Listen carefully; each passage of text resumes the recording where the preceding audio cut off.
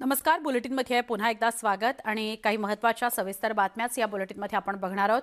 ज्येष्ठ गायिका आशा भोसले यांची प्रकृती बिघडली आणि त्यामुळे काल त्यांना ब्रीचकांडी रुग्णालयात दाखल करण्यात आलेलं आहे. सध्या त्यांच्यावर उपचार सुरू आहेत. आशा भोसले यांना अस्वस्थ वाटू लागलं आणि त्यामुळे कालच त्यांना लगेचच रुग्णालयात हलवलं गेलं. ब्रीचकांडी रुग्णालयामध्ये डॉक्टरांच्या देखरेखीमध्ये त्यांच्यावर उपचार सुरू असल्याची माहिती मिळते आहे.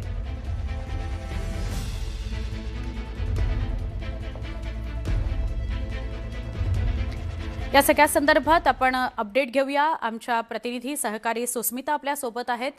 सुस्मिता, ब्रीचकांडी रुग्णालयाच्या परिसरात तू आहेस. काय अपडेट मिळतंय आशा भोसले यांच्या प्रकृती संदर्भातलं? आपण बघतोय ज्येष्ठ गायिका आशा भोसले यांना बरं वाटत नव्हतं. ज्या पद्धतीची माहिती त्यांच्या कुटुंबियांनी नातीनं सोशल मीडियावरती दिली आहे त्यामध्ये हे स्पष्ट सांगण्यात आलं आहे की एक्झॉशनमुळे त्यांना बरं वाटत नव्हतं आणि त्यानंतर त्यांना ब्रीचकांडी रुग्णालयामध्ये भरती करण्यात आलेलं आहे.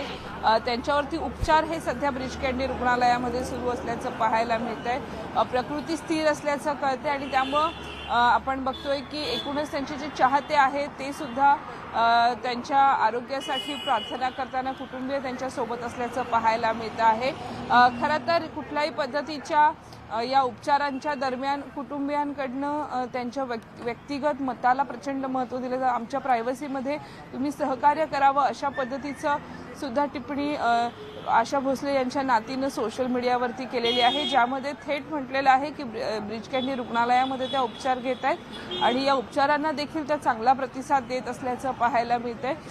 सध्या आपण जर बघितलं तर ब्रीचकांडी रुग्णालयाबाहेरची सुरक्षा देखील ही नेहमीप्रमाणेच वाढवण्यात आल्याचं आपल्याला पाहायला मिळतंय. त्यांचं काही कुटुंबीय त्यांच्यासोबत असल्याचं पाहायला मिळते.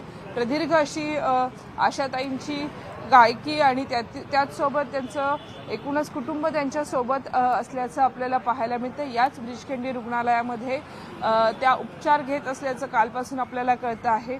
त्यांची प्रकृती स्थिर आहे, उपचारांना त्या चांगला प्रतिसाद देत आहेत अशा पद्धतीची माहिती सुद्धा हॉस्पिटल आणि इतर अनेक त्यांचे जे चाहते आहेत त्यांच्या चर्चेमध्ये असल्याचं आपल्याला पाहायला मिळते. सुवर्णा.